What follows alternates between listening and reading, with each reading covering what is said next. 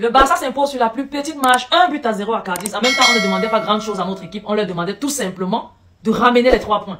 Parce que ça commence à être compliqué, on ne va pas se mentir, ça commence vraiment à être compliqué d'aller chercher le titre de la Ligue, étant donné que le Real Madrid avait gagné quelques heures avant. Il est bien vrai, Girona a perdu son match. Et le fait d'avoir gagné déjà nous permet même d'avoir une certaine distance face à Girona. Je pense que la deuxième place déjà est pliée. Je pense que Girona aurait l'énergie de venir nous titiller en deuxième place, que ce soit Girona, Bilbao ou bien l'Atlético de Madrid. Je ne pense plus que une équipe parmi ces trois-là sera capable de venir nous titiller pour la deuxième place. La deuxième place est déjà acquise. Donc, la qualification directe pour la Super Coupe d'Espagne est déjà bon.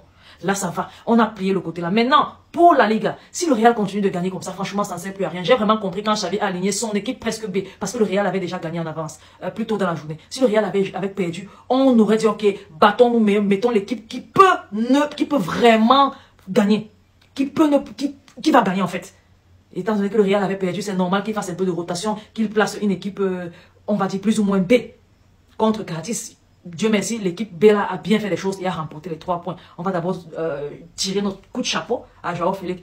Joao Félix, son match était vraiment bien, il a marqué. Et ouais, c'était vraiment la chose de positif à retenir durant ce match. Aussi la prestation, une fois de plus, de Pau Cubarsí qui a fait les choses encore comme il le fait très souvent depuis qu'il a rejoint l'équipe première. Il a bien fait les choses. Il a bien défendu malgré le fait qu'Alao n'était pas près de lui. Il a fait les choses bien. Et la troisième chose à retenir, qu'on a fait un clean sheet.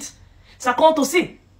Ça compte aussi, on a fait un clean sheet, Cadiz n'a pas marqué contre nous. On continue dans cette bonne dynamique de toujours gagner à chaque fois qu'on affronte, de ne pas perdre en tout cas. Depuis l'annonce du départ de Xavi, on n'a pas perdu un match et ça continue comme ça. Donc, personnellement, je ne vois pas trop quelque chose de négatif en ce match. Le classement, ça va. Ça pouvait être risqué si le Real avait perdu, mais le Real n'a pas perdu.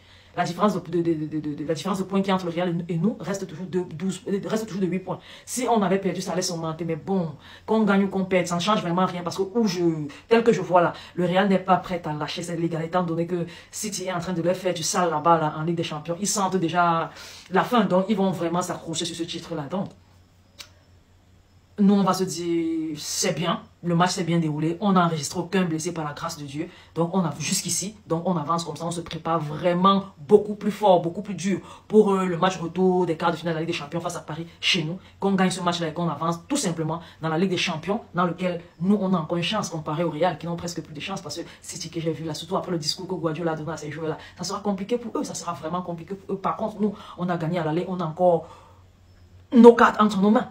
On va bien faire les choses et puis on va vraiment pousser un peu plus fort dans cette compétition-là. Parce que oui, là-bas encore, on a une chance, contrairement à la Ligue où notre destin ne nous appartient plus vraiment.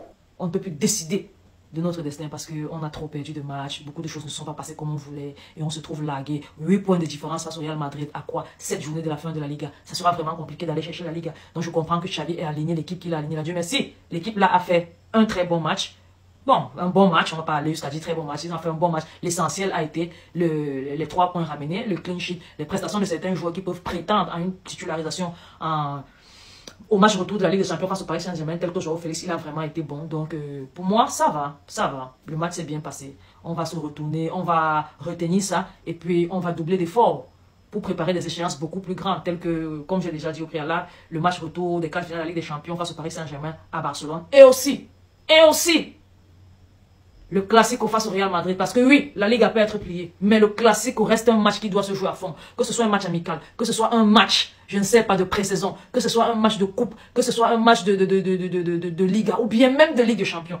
Du moment où le Barça rencontre le Real, c'est un duel qu'il faut gagner à tout prix. Et en plus de ça, si on gagne le Classico, ça réduira déjà la marge de 8 points à 5 points. Et si on n'a que 5 points de différence, s'il n'y a que 5 points de différence entre le Real et nous, à l'issue de la 32e journée, il va rester encore quoi? 6 journées, on peut encore faire quelque chose. C'est là où on peut se dire, ok, on peut pousser comme ça et leur pousser à l'erreur et puis que quelque chose de bien se produise chez nous et qu'on gagne la Ligue là et que quelque chose de pas trop bien se produise chez eux durant le match et que eux ils perdent des matchs ou bien lâchent des points durant la course et puis qu'on remporte le trophée là. Mais pour le moment, moi je pense que la Ligue, le destin, notre destin en Ligue nous appartient plus vraiment, comme j'ai dit, donc à nous de nous concentrer sur les choses qui valent vraiment, dont on a encore les cartes entre les mains, telles que la Ligue des Champions, ou bien encore le Classico, on peut le fouetter au Classico, ça reste une fierté.